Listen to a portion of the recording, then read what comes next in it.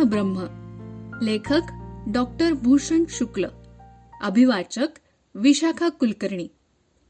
पूर्ण ब्रह्म. आज पलकनं खिडकीतून खालच्या बागेकडे बोट दाखवलं आणि तिथे तिथे असं म्हणलं. लगेच तिची आजी आणि शांताबाई तिला कडेवर घेऊन तिच्या जेवणाची पिशवी खांद्यावर घेऊन लिफ्टकडे धावल्या.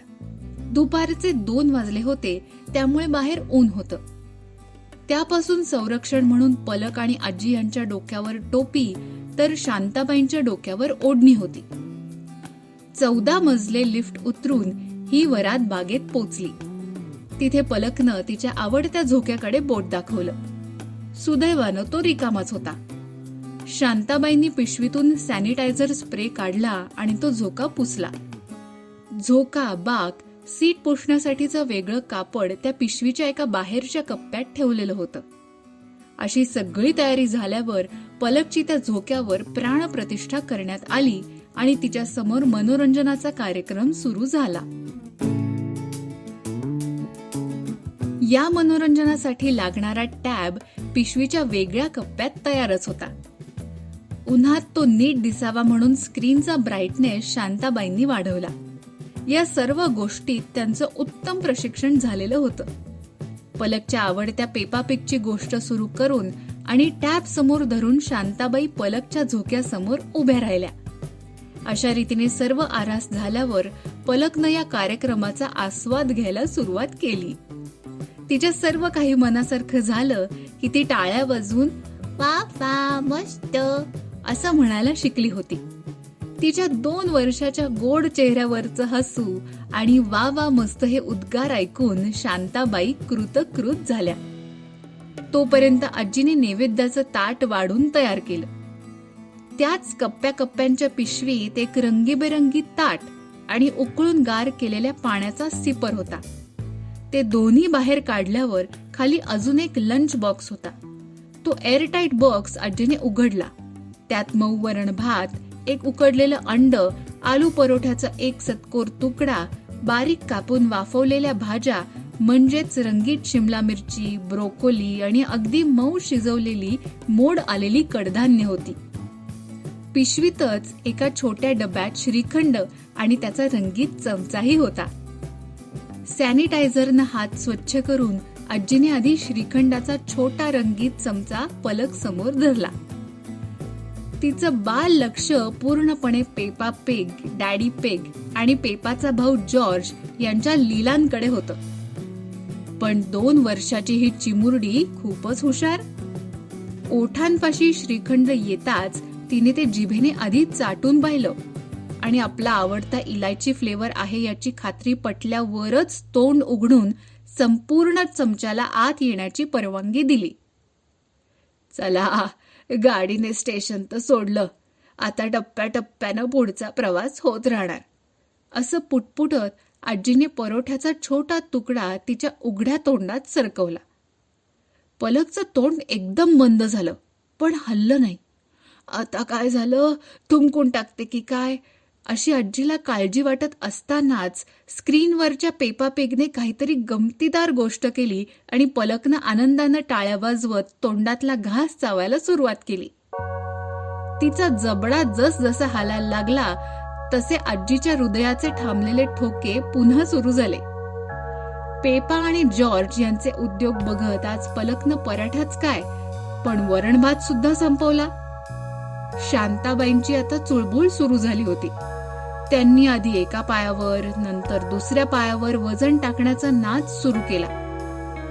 पण ते करताना हातातला टॅब हलणार नाही याची मात्र पूर्णपणे काळजी घेतली. झालंच बर का, भात आणि पोळी संपली. आता फक्त भाज्या, फ्रुट्स आणि एक अंडाच राहिलंय. आज स्वारी फारच खुशीत दिसतीये. आजीच्या या वाक्यावर शांताबाई सुद्धा मनापासून हसल्या. चालायचंच हो आजी, एवढासा जीव तो, आपल्यालाच काळजी करायला पाहिजे. ब्रोकोलीचा तुकडा तोंडात पडताच पलकचा मूड बदलला. तिने क्रोध नजरेने आजीकडे पाहिलं आणि जिभेची घसरगुंडी करून तो तुकडा शांतपणे तोंडातून बाहेर पाठवला. तिच्या फ्रॉकवर टप्पा घेऊन तो तुकडा झोक्यातून खालच्या लॉनवर अदृश्य झाला. पण आजीला हे काही नवीन नव्हतं. तिने पुन्हा श्रीखंडाचा डबा उघडला आणि पलकला चमचाभर श्रीखंड खाऊ घातले. तोपर्यंत पेपा पिग आणि कुटुंबियांच्या आयुष्यातला एक प्रसंग संपून एपिसोड संपल्याचं संगीत वाजू लागलं. पलकचा चेहरा पुन्हा वेडावाकडा होऊ लागला. तिच्या डोळ्यात पाणी भरलं आणि 1-2 टपोरे थेंब गालांवर उतरले सुद्धा. त्या चिमण्या जीवांचे हे जीवघेणे हाल बघून या दोन्ही स्त्रियांचं हृदय विदीर्ण झालं. शांताबाईंनी पटकन ट्रेनिंग प्रमाणे पुढचा भाग टॅबवर सुरू केला आणि आजीने, "नाही ग सोन्या, शांताबाई विसरल्या, आपण रागवू हं त्यांना, तू बघ, हे बघ काय चाललंय बघ," असं म्हणत अजून एक चमचा श्रीखंडाचा नजराणा पेश करत हाताबाहेर जाणारी परिस्थिती सांभाळून घेतली. एकंदरीत परिस्थितीचा अंदाज घेऊन आजीने गुगली टाकली. वाटीतला भाजीचा एक तुकडा तिने पलक बघत असताना स्वतःच्या तोंडात टाकला आणि मिटक्या मारत खाण्याचं नाटक केलं. वाह वाह, मस्त. आजीने पलकच्या आवाजात नक्कल केली. पलकचे डोळे आता पेपा पिग कडे पूर्ण दुर्लक्ष करून आजीकडे वळले. "मला ते हे शब्द ऐकण्यासाठी आजीचे कान आतुरले होते. तिने ताबडतोब पडत्या फळाची आज्ञा स्वीकारत ब्रोकोलीचे उरलेले 2 तुकडे, काकडीची चकती, भोपळा मिरचीचा तुकडा, उकडलेलं अंड असं एक एक करून पलकच्या तोंडात उतरवलं. "देवा, नारायणा गोविंदा, अशीच कृपा असू दे रे बाबा," म्हणत आजी शेजारच्या बाकावर टेकली. झोक्यात बसलेल्या पलकला वाकून भरवताना तिची कंबर चांगलीच भरून आली होती. पलक आणि आजीचा हा कार्यक्रम सुरू असताना शांताबाईही टॅब हातात घेऊन बाकावर बसल्या होत्या. तेवढ्या वेळात त्यांनी पेपा पिगचा पुढचा एपिसोड बघून संपवला. पलकच्या निमित्तानं आणि पेपा पिगच्या मदतीनं त्यांचं सुद्धा शिक्षण चालू झालेलं. येस आणि नो या 2 मूळ शब्दांबरोबर आता त्या my name is Shanta, Palak is cute baby, Palak sit, Palak look, a bird, a cat, आजी, मामा, आजोबा, फ्रेंड्स लेट्स प्ले अशी अनेक वाक्य शिकल्या होत्या. पेपाप्रमाणे इंग्रजी लकबीनं बोलू सुद्धा लागल्या होत्या. आपल्या लहानपणी अशी सोय असती तर किती वेगळं घडलं असतं असं त्यांना नेहमी वाटायचं. पण पलक ही त्यांचा जीव की प्राण होती आणि पलकसाठी इंग्रजी शिकायची सुद्धा त्यांची तयारी होती. एव्हाना पलक थोडी सुस्तावली होती. टम्म भरलेलं पोट आणि ऊन यांचा संयुक्तिक परिणाम असावा. आजी आणि शांताबाईंनी सगळी आरास आवरली आणि कप्प्यांच्या पिशवीत भरली. फ्रूट्सचा डबा हातात घेऊन लिफ्टचा रस्ता धरला. पण आज सगळ्यांचंच नशीब जोरावर होतं, कारण घरी पोचेपर्यंत पलकनं सफरचंदाच्या 3 छोट्या फोडी, 1 स्ट्रॉबेरी आणि संत्रीची 1 सोललेली फोड फस्त केलेली होती. रिकाम्या पिशवीचं हलकं ओझं घेऊन सगळेजण घरी पोचले तेव्हा पलकनं सगळं संपवलेलं होतं आणि याचा आनंद शांताबाई आणि आजीच्या चेहऱ्यावरून ओसंडून वाहत होता. घरात पाय ठेवता तर आजोबांच्या घोरण्याचा खर्ज कानावर पडला. "आबा झोपला?" पलकनं खात्री करून घेतली. "मला झोपणं," म्हणून विनंती सुद्धा केली. आजीने पटकन तिच्या तोंडावरून पाण्याचा हात फिरवला आणि तिचं आवडीचं मऊ गुलाबी पांघरूण गुंडाळून तिला आजोबांच्या शेजारी ठेवलं.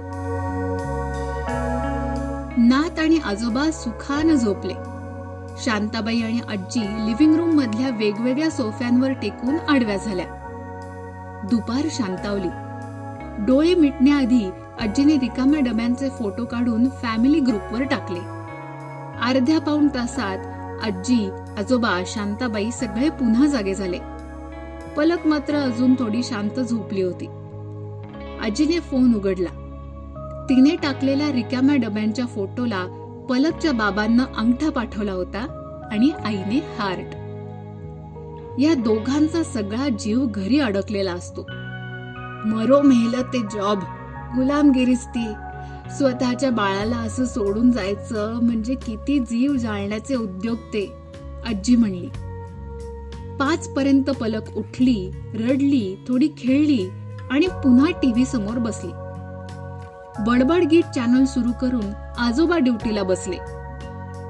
सकाळीच आईने बनवून ठेवलेला पौष्टिक थालीपीठ आणि गोड दह्याचा डबा घेऊन पलकच्या सेवेला ते हजर झाले. गप्पा, थोडं रागवणं, थोडं समजावणं असं करत अर्ध्यापेक्षा जास्त थालीपीठ आणि वाटीभर गोड दही पलकच्या पोटात उतरवलं. उरलेल्या थालीपीठाचा एक घास करून आजोबांनीच तो खाऊन टाकला. मग नातीला कडेवर घेऊन ते खाली बागेत जायला निघाले. चांगले 1.5-2 तास खेळून मग ते वर आले. तेव्हा आजोबा अगदीच थकले होते. पलकचे आई बाबाही आता घरी पोचले होते. आईला बघताच पलक आईकडे झेपावली आणि त्यांच्या गुज गोष्टी चालू झाल्या. चल म्हणू, आपण जेवायला जायचं ना, असं तिच्या पाप्या घेत आई म्हणली आणि आई, पलक, टॅब आणि शांताबाई स्वयंपाकघरात गेल्या.